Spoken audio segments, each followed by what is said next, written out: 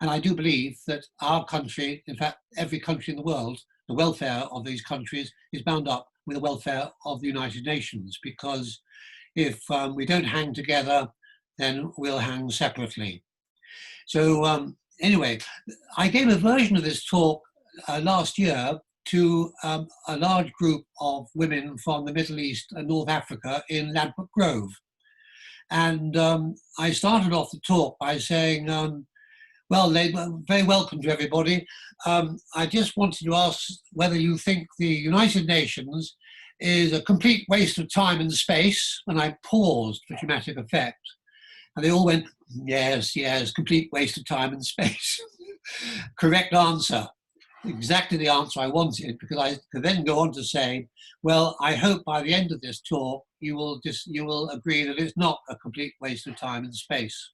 So if we just go on to the very first slide here, the second slide, I mean, Tim, thank you.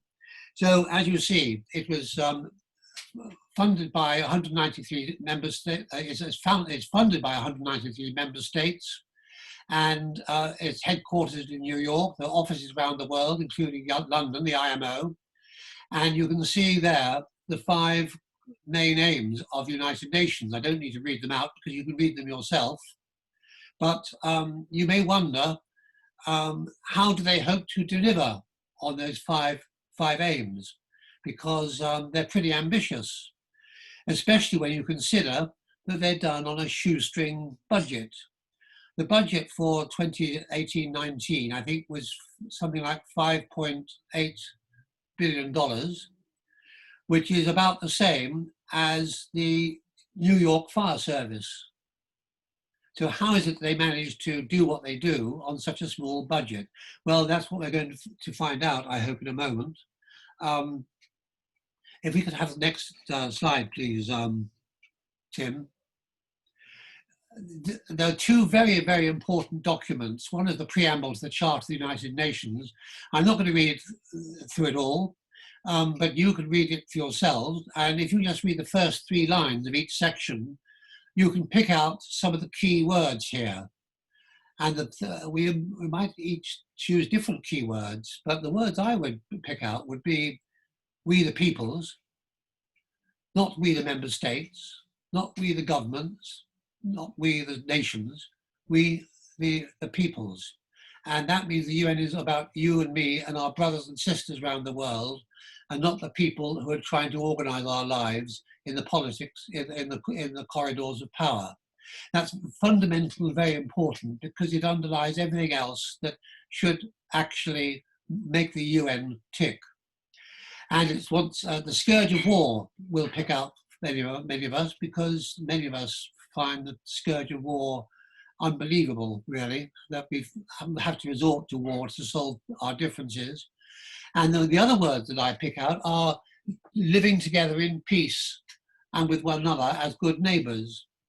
Now, I think that both these documents, the preamble to the Charter of the United Nations and the next one, Tim, number 4, the Universal Declaration of Human Rights, these should be on every classroom wall in the country and all around the world, in my view, because they're such fundamental documents. Look at the Universal Declaration of Human Rights. Eleanor Roosevelt was behind much of this, San Francisco, and she produced this declaration, and it looks a bit like the American Constitution to start with, except it meant it.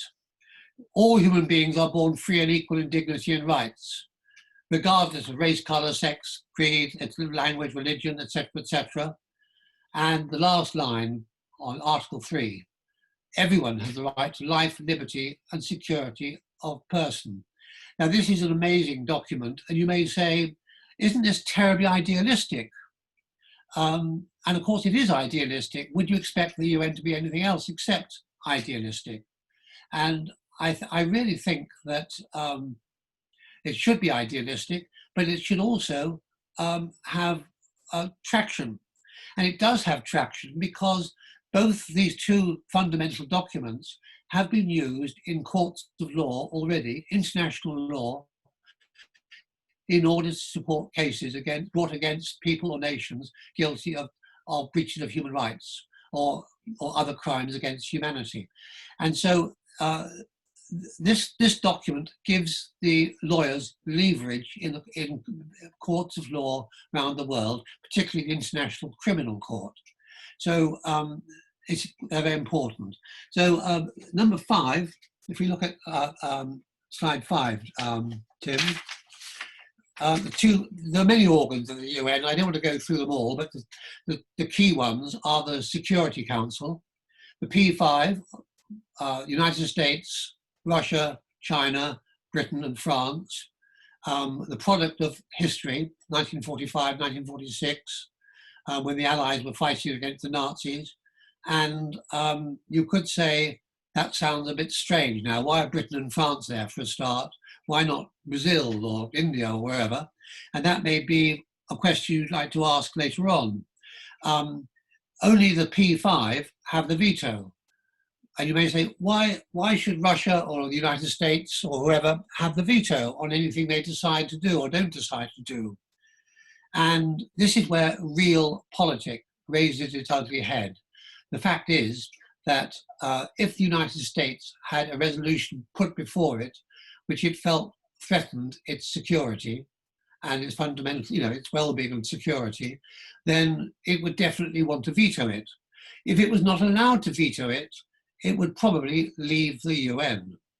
Now, if any of the P5 left the UN, it would be extremely destabilizing for world security and world governance, because it would mean the beginning of the end. Remember, the League of Nations ended up because the Americans opted out at one point.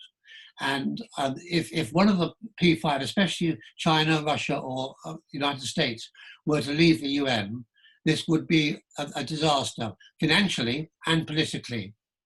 Now, the other 10 members of the P5, of the Security Council, are 10 non-permanent members elected on a rolling basis.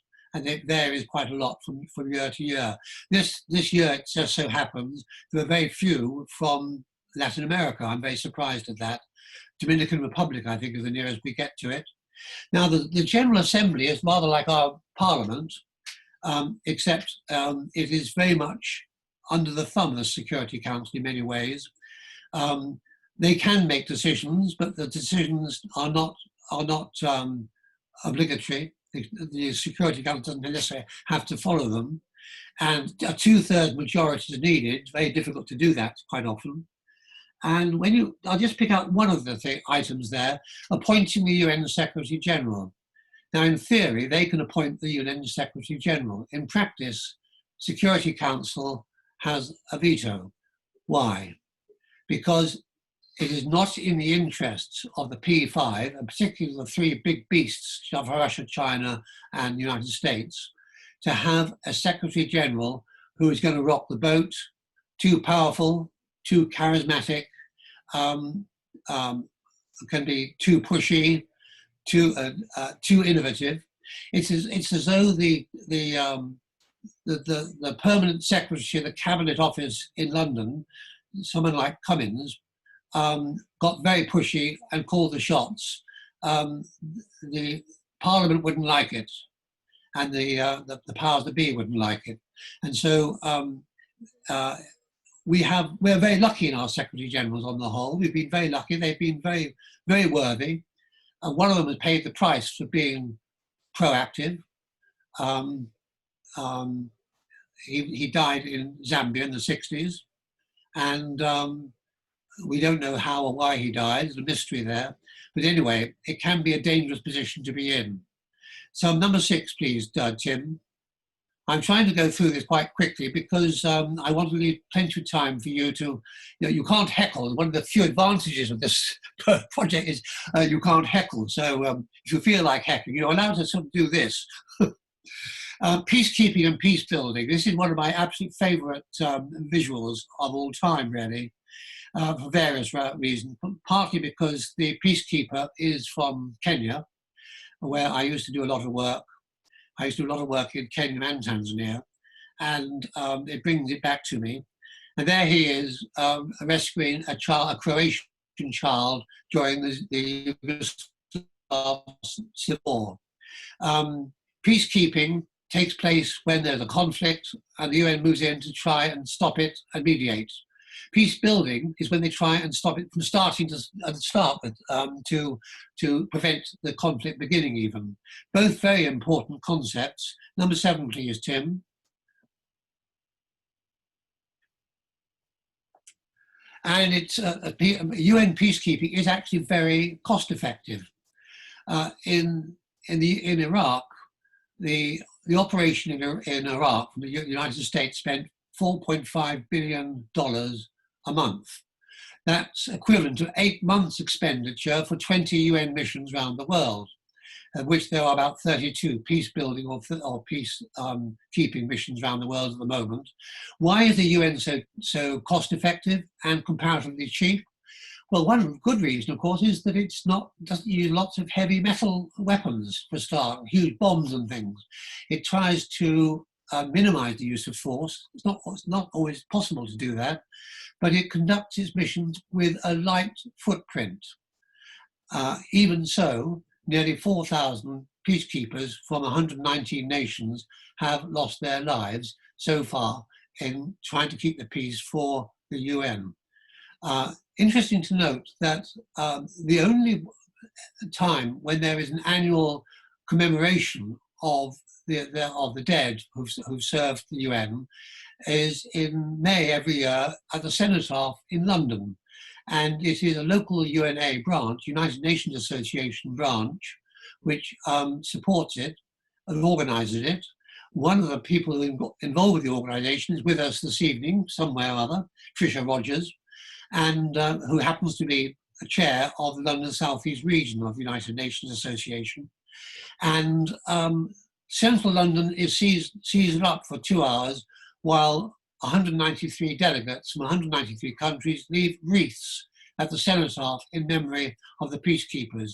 And I think that's really significant. We're very, very pleased that happens. And basically, the UN works very closely with the host population to build peace. That's why it's cost effective. Next one, please, Tim.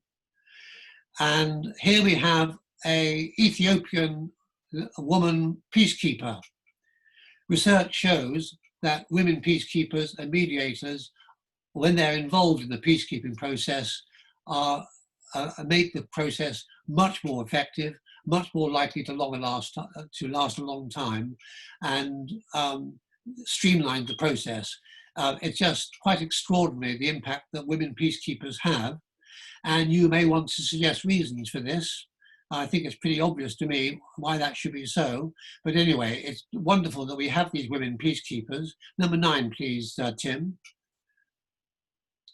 They're partly there because of the UN Security Council Resolution 1325, which puts, it's a watershed really, it puts women centre stage in peacekeeping, and it means that they have not only a high role in peacekeeping, but their role in the international community is raised immeasurably by this recognition of the contribution they can make. Now, they're not 50-50 yet. Whether they will be, I don't know, but certainly there are some peacekeeping missions, building missions, which are actually led by women now. So that's really a big step forward. Number 10, please, Tim. Is it worth it? Well, most conflicts are internal, and civil war is development in reverse. That's an excellent book by Paul Collier called The Bottom Billion, and he documents the enormous costs to individual countries. So quite apart from the humanitarian aspects, it's really cost effective. And without them, a lot more people would suffer and die as a result of the lack of the UN presence. Number 11, please, Tim. Examples. UN interventions helped to end the Iran-Iraq war. Many of us have forgotten that. It was a horrendous war. Saddam Hussein thought he could invade Persia and unfortunately didn't manage it. And he underestimated the Iranians, and there was an extremely bloody war which slaughtered millions, hundreds of thousands of young men and women on both sides. It also helped the Russians withdraw from Afghanistan, doing the Russians a big favor, I would have said, and it ended civil war in El Salvador. Lots of other examples, but political settlements also very important. South Africa, Namibia, East Timor, Nicaragua, Kosovo. I'd be the first to admit, not always successful, sometimes disastrous. Look at the Democratic Republic of the Congo, 17,000 peacekeepers. Congo is still in an anarchic state. What could they do in such a huge country, really? Rwanda, a much worse example in many ways, a small country. It would have been ripe for intervention by major powers to stop the slaughter. No one wanted to do it. The UN asked people to step forward. No, they weren't going to step forward. And there was a small group of peacekeepers there. I think they were Belgians. And a major, his job was to go into a room to identify the bodies of 12 peacekeepers who had been slaughtered by Rwandan irregulars. And no one wanted to put their troops into Rwanda at the time, and Rwanda had to sort out its own problems. Happy ending, actually. Rwanda, you heard from Tim Mayo, some of you, in the last lecture in this series about cooperative movement, and Rwanda is the life and soul of national cooperative movements around the world. Somalia, the jury is out. Look at that in a later slide. Number 12, please, Tim. This is another of my favorite slides. I'm particularly interested in the Congo because not many people know this, but it's pretty unbelievable. But I actually did my national service in an African army, actually in the Ghanaian army as part of my national service. And my battalion was among the very first to be sent into the Congo at the time of Lumumba to try and keep the peace. And a lot of guys who I knew got killed in that exercise. Now, looking at this group here of UN peacekeepers rescuing a bunch of Congolese children, I would have said it was probably posed because if I'd been in charge, and thank God I wasn't, world's worst soldier, I should say, I wouldn't have allowed my troops to go into that area to protect anybody without carrying rifles. Not because I'm a great believer in using rifles, but I'm a great believer in having them in case. And the reason I say that is because my battalion of Ghanaian soldiers in the Congo in the 60s, when they went in, I think it was 69, they were instructed, you're allowed to carry rifles with you, but not ammunition. I don't know whose idea that was, but the Congolese army quickly got wise to this, so they roughed up a lot of Ghanaian soldiers and stole their rifles. And so a rifle without ammunition is pretty hopeless. So anyway, that is another glimpse of the UN in action. Next one, please, Tim. R2P, responsibility to protect, is another groundbreaking piece of resolution and a step forward in international law. International law has, until they recently, recognized the sovereignty of national states. And if you interfere with a national state, you're breaking international law. And I know it still goes on, but it shouldn't. And now it's made legal under certain conditions. If a sovereign state is carrying out genocide, war crimes, crimes against humanity, you can see the list there, ethnic cleansing, frightful crimes, then the international community is empowered to take action and to interfere. Now, in black, I put here, in theory. It was endorsed by all members of the states of the United Nations in 2005, but it does depend on the political will, the ability, and crucially the money to be able to afford to carry out that kind of exercise. And none of those three things typically are available. You take Myanmar, for example. You may feel strongly about the Rohingya, I certainly do, Muslim citizens of what was Burma, who have been turfed out of the country and have nowhere to go. Bangladesh doing its best to accommodate them, but it's a horror story. Many of them at sea, dying desperately to escape the horrors. And who's stepping in? Who's protecting them? So R2P is a slightly empty document in a way at the moment, because no one wants to go and interfere with Myanmar because there are heavy international oil interests, timber interests there in particular. And if the Security Council were to try to initiate it, as they may have done, I can't remember, but if they did try, China certainly would veto it because they would regard Myanmar as under their sphere of influence, and they've got interest in Myanmar's oil, in their timber, and in Myanmar as a possible naval base. China is building naval bases all around the world, as indeed the Americans have been. So I'm afraid R2P is a slightly paper tiger, but it's good to know it's there, and sooner or later something's going to happen to work it out. Perhaps some of my colleagues in the audience will remind me of when R2P has actually worked. 14, please, Tim, number 14. So the argument so far has been it's a global force for good. And you can see these 9 areas of operation for UN, many different functions. You may say if they've only got $6.5 billion to spend, $5.8 billion to spend, are they not spreading themselves too thinly? And you may have your own, looking at this list in front of you, you may have your own, I hope you can read it, their own priorities, your own priorities. One of them at the bottom left-hand corner, interestingly, is advancing gender equality and women's empowerment. Can you imagine the diplomatic exercise in trying to get some of the world to agree to that, given the cultural attitudes to women that are prevalent in some countries in the world? Eradicating nuclear weapons. Well, Britain, a member of the Security Council, has not eradicated its nuclear weapons. We signed the Nuclear Test Ban Treaty, but we're about to upgrade them again. $200 billion, or is it pounds? So getting the whole world to agree on all that needs to be done is a massive diplomatic exercise, and the United Nations has to use massive diplomacy. No point in alienating people, no point in criticizing China for being too slow off the mark, praise China for getting off the mark at all. Because if they had attacked China over being too slow over COVID, then China would have withdrawn its cooperation. It happened once before. 15, please.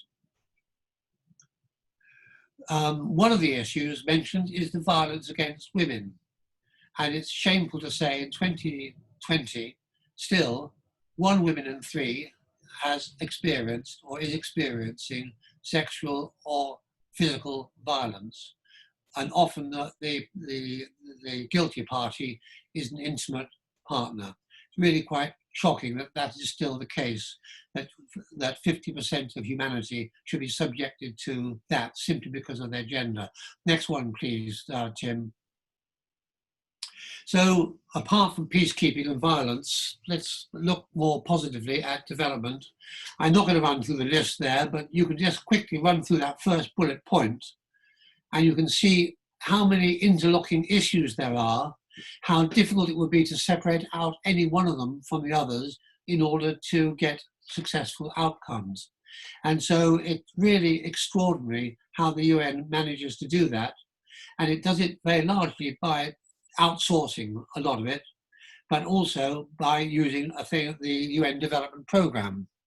And I declare an interest here. I actually spent 6 years working for, not as a fully salaried employee of, but as a consultant for UN Development Programme, actually in China. I was working on an educational program, textbooks actually, and trying to improve the quality of language education in China, producing the first generation of communicative language learning texts. So if you think China is developing far too quickly for your liking, then perhaps you can blame me if you wish. All my fault. Okay, mea culpa. UNDP has a budget of $5 billion, It depends on donations from member states. It has no formal allowance from the UN itself. Number 17, please, Tim. Somalia, very quickly here. This is a typical example. The country team in Somalia has 23 different agencies or organizations or programs. And you may say, oh my God, that's bureaucratic and top heavy, until you know that the 23 organizations are almost all tiny local civil society organizations designed to develop, taking into account local culture, local people's opinions. So it is doing what every aid agency should do, which is to involve local people to identify their own problems, identify their own solutions, work towards them with any help necessary as necessary. Like any good international aid organization, ActionAid is one of my favorites, UNICEF, they all do this now. So they're trying to build a more peaceful nation, but there's a war going on in Somalia. They have these very extreme Islamic insurgents who are not only trying to take over Somalia, but are actually attacking Kenya in particular, and have attacked Ethiopia too in the past. And the UN has decided to try at all costs to avoid fighting a war. Very difficult to get the UN Security Council to agree to it anyway. And so what is increasingly likely to be the case, local organizations like the African Union in this case are being asked to intervene militarily to try and fight the war with the UN support. And so you have African forces from Tanzania, Uganda, Kenya at different times. Ghana and Nigeria have also been there, putting their lives at risk, fighting a war against these insurgents. And they've taken quite a significant toll, I'm afraid to say, sorry to say. So number 18, please, everybody. Other programs, World Food Programme. You can imagine how many people are starving at the moment because of wars or epidemics or famine or locusts in Northeast Africa and going down south towards South Africa. Southern Africa, the harvest has been awful. So two places I would highlight would be Zimbabwe, which is in a very bad state, and Yemen, even worse state because there's this terrible war going on. And Syria, I was reading a news item today that Syria now, the Syrian dollar is almost worthless. No one can afford to buy any food. There's huge shortages. The government only runs 60% of the country still. The war is almost seized up. They can no longer afford to fight it. No one wants to fight it. They're too busy trying to stay alive by getting food. And as a matter of fact, the Turkish currency is now moving into northern Syria and is being used to buy food. But it's in a terrible situation. And it just shows what happens if one doesn't intervene at the very beginning to nip these things in the bud. UN Population Fund, very interesting program there. World's largest provider of population assistance, maternal health, child health, etc. And again, the United Nations High Commission for Refugees is actually a charity, not an organ of the UN. And it's one of my favorite charities. It's assisted millions of people, not just refugees, but internally displaced people, as in Syria or Yemen or wherever. And the Rohingya, we mentioned, Democratic Republic of the Congo. I feel so strongly about refugees. When I was teaching in Dar es Salaam in Tanzania, I had refugees from Rwanda who spoke French actually until they came to my classes. They rapidly had to learn English. And they were such wonderful guys. They were very resilient. They were all guys actually, as it happens. They're very resilient, very eager to learn, very hardworking, very good humoured, taking their plight in their stride. And the Swahili word for refugee is the people who run away. Very unfortunate terminology. I would prefer heroes who survive, really. Number 19, please, everybody. And I'm sorry to say, sorry about this, everybody, there is more. FAO, Food and Agricultural Organization, food, technical assistance to food and agriculture, very necessary, growing world population, a lot of soil being eroded.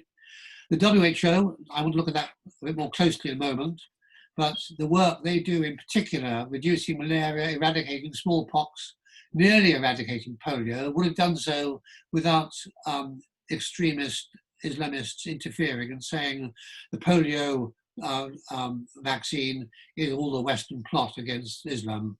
I'm afraid that accounts for the fact we now get polio in northern Nigeria and Pakistan in particular. And the MDGs, and dealing with climate change. The MDG, I want to just very briefly discuss number 20, please, Tim. Very mixed results. They had 8 key targets. I don't want to run through them now, but very worthy. And it didn't go far enough. Started in 2000, ended 2015. Mixed results, disappointing results. They were good on health and education. And poverty, well, they got a 50% reduction in absolute poverty, people in absolute poverty, 1.2 billion down to 700 million. So that was quite a good success. But the MDGs weren't a great success. So in 2015, the UN adopted the SDGs. Number 21, please, Tim. That's just an example of of the FCT, the gender disparity at tertiary and secondary level. Not nearly as many girls as boys go into high school or university as were in primary. Primary education is a can of worms, actually. Number 22, please. So we now get to the Sustainable Development Goals, adopted 2015, setting a target 2030 to achieve these aims. Poverty, hunger, etc. You could write the script very similar to the Millennium Development Goals, but clearer objectives under each goal, elaborately worked out, so complicated that people can't keep track of them. You may have your own favorite items there.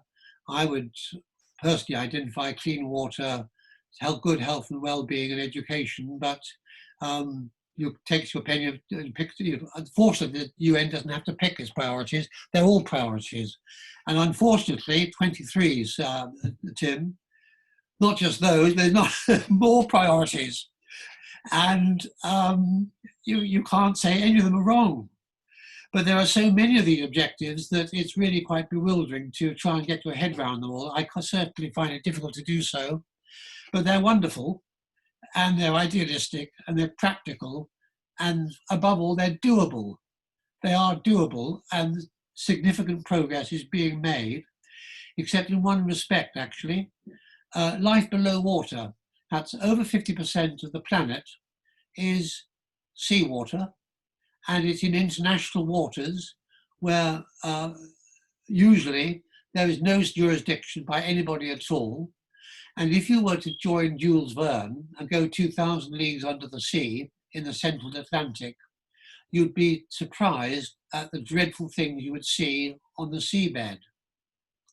And life below water, caring for the health of the ocean waters is absolutely vital for climate change and world health, actually. There's an elaborate scientific argument for that, which goes on even as we speak, because the man who did the UNA Ocean Project in Bexhill and Brighton is at the moment doing a Zoom operation in Sweden on the Ocean Project. And he's outlining the science behind it all. And if I were not here today, I would be zooming in on his project in Sweden, his Zoom presentation in Sweden. So there in Brighton, he's got a dozen or more different organizations, local councils, the lifeboat people, the Sea Scouts, the fishermen, lots of different organizations, very happy to work under the flag of the UN, of UNA. They think it's the UN actually, but the two things are different. So anyway, my argument continues. If the UN did not exist, there would be a vacuum. None of these things would be happening, everybody. And it would be, I think, a disaster for the world community. 24, please, Tim. Please forgive me if I get preachy. I do feel quite strongly about it. World Health Organization, I think, deserves special attention, given it's in the news. Just read the 5 points there. Don't go into the detail. There won't be time for you to read it all. But the key words there are leadership, research, setting standards, very important, especially in developing countries where vaccination, the standards are being set for vaccination and inoculation and malaria in particular. Advocating evidence-based and ethical policy. Evidence-based is self-evidence. Ethical policy, to me, implies, actually necessitates, given that we are about we the peoples, that everybody deserves access to medical care.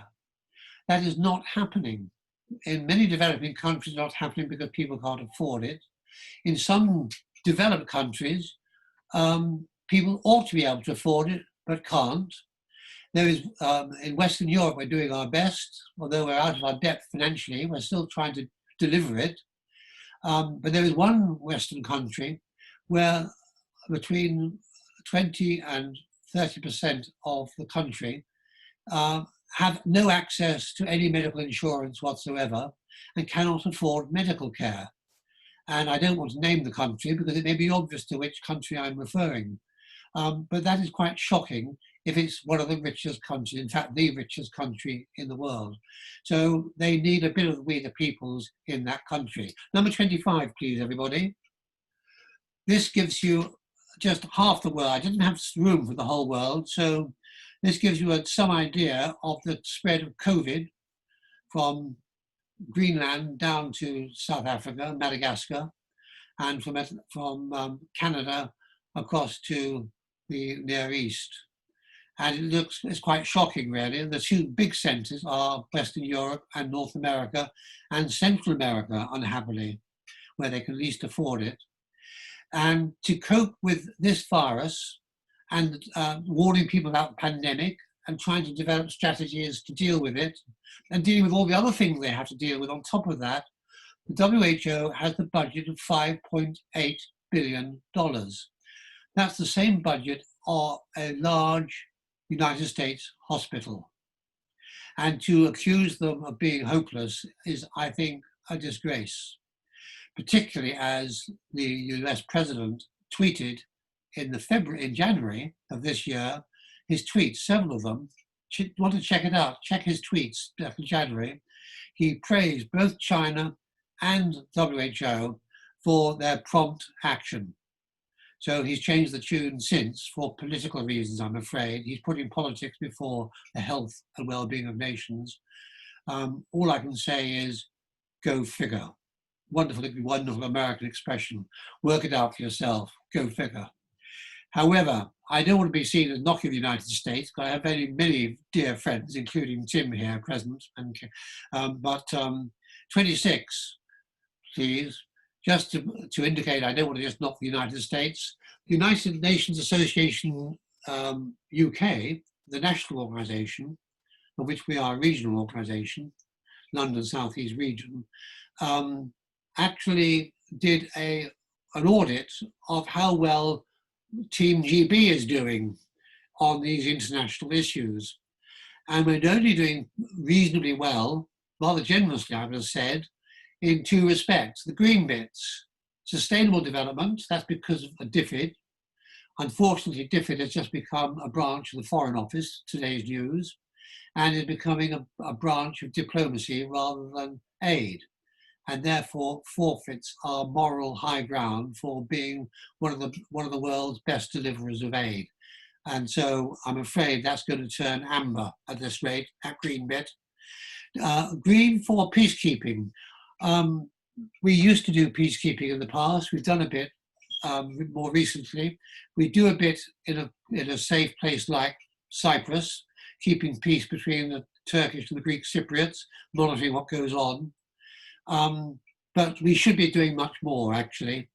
And I think the reason why we get a green light for what we're doing is because we're giving quite a lot of money to support it.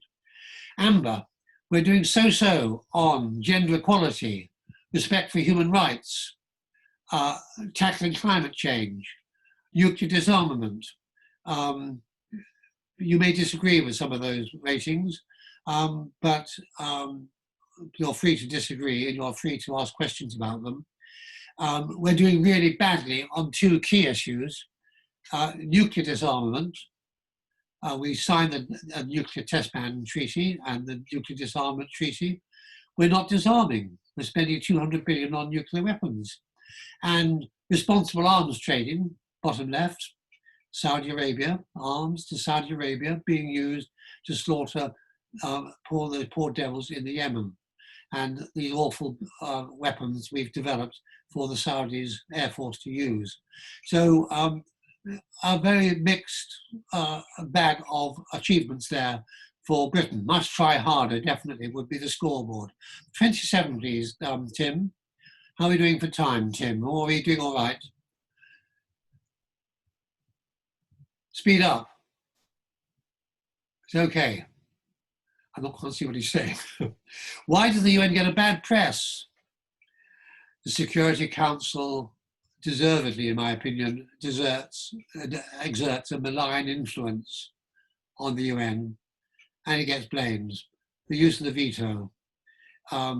For example, there is a BBC report came out today. Actually, it was a UN report signed by dozens of UN officials, reported on by the BBC, which lists all the ways in which Israel has broken international law vis-a-vis Palestine.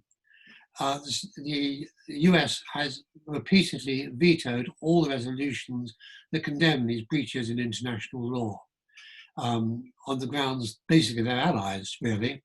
But it has to be said that the member states play politics with the UN, for example, the Human Rights Council, and Israel has complained that the Human Rights Council unduly pays attention to Israeli breaches of human rights and not enough of other people's, for instance, Saudi Arabia or Sri Lanka or Myanmar, or so the list goes on.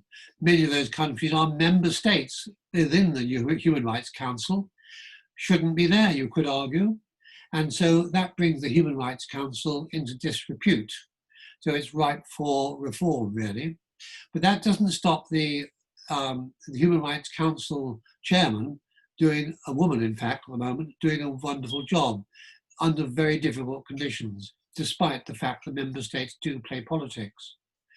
The UN is blamed for failures where member states are to blame. For example, member states by not paying their dues, member states breaking the law and not being punished, member states behaving badly. Why doesn't the UN do something about it? Well, the UN would do something about it if it was allowed to. Member states stop it from doing so. Most seriously, I think, some UN officials sometimes have behaved badly. Now, very few UN officials, I think, have behaved badly, and all the ones I've met have been amazingly committed to the ideals outlined in the Charter. But it has to be said that one or two bad eggs have slipped through the net.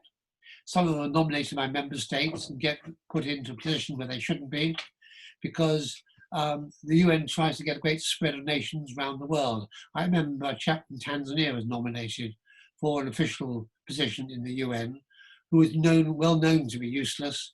The Tanzanian government was getting rid of him, dumping him in New York. So that can happen. But more seriously, some UN peacekeepers, as we all know, in Haiti, Chad, Mali, places like this, have also behaved very badly. They've gone in for sexual abuses, horrendous abuses, and they've been sent home. Whether they've been punished, I doubt, because countries that have sent them there and taken and withdrawn them, these guys, just want to hush it all up. They don't like a bad press any more than anybody else does. But the result of all this is that the popular press does scapegoat the UN. They love easy targets. They love the high moral ground. So number 28, please, Tim. UN reform. Well, we've mentioned these. Membership unrelated to geopolitical realities. We have the BRIC companies, Brazil, India, Indonesia, which is the R one. Can you remember anybody? They're all lined up to be very, very significant economic partners in the Security Council, as is Japan. China would never agree to have Japan there, I can tell you for one. Pakistan would never agree to have India either. So it goes on. Veto abuses on Israel, Burma, Sri Lanka, Human Rights Council selective targets. All these are ripe for reform, and the United Nations Association, which is not a member of the United Nations, is an independent charity funded not by the government, not by UN, funded by its members and by grants it can get from philanthropists around the world, is campaigning on all these issues to try and get UN reform. Funding. Chronic problems there. The UN blame is whenever governments simply do not provide the needed resources to carry out the mandates necessary. And there are peacekeeping problems, financing them, controlling them. There's a tendency for peacekeeping mandates to be laid down by officials in New York who don't know the local scene. There's a good case for local people, local UN outfits, putting forward their own proposals for the mandate that they should be given. And it should be then looked at by New York, more bottom up than top down, perhaps.